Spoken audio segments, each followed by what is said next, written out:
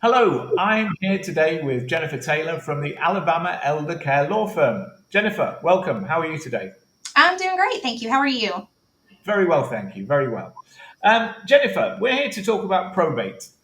Everybody's heard of probate, and it's usually not until you need to know about it that you find out what it is and how it works. And it's not well. Now I've never heard about it referred to in a positive way.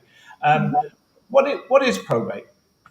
So, probate is the process that you have to go through the court system in order to distribute a deceased person's assets if that becomes necessary.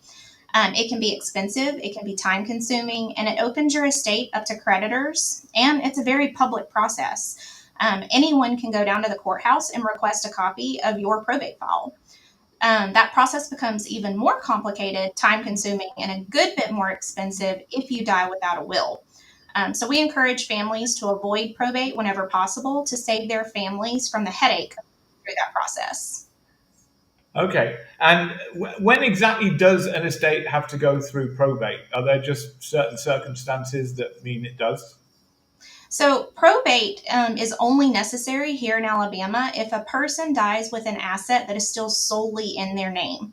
So if something does not already have a joint owner or a designated beneficiary, it must go through the probate process in order to be retitled into anyone else's name.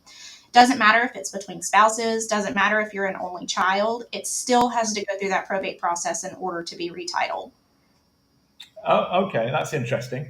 And what estate planning strategies can be put in place to avoid going into probate? Yeah, so each case is a little bit different, and two families have the same dynamic or overall financial picture. By far, the most popular way to avoid probate is by creating some type of trust based plan. But if a family doesn't want to create a trust, there may be other things they can do, like making sure beneficiary designations are up to date, possibly adding co-owners to accounts if it makes sense to do so. But because each family is a little bit different, we like to sit down with them to determine the best, least expensive option to avoid probate. Okay, Jennifer, thanks for that. Very interesting, very enlightening. Thank you very much, and we'll see you soon. All right, thank you. Take care now.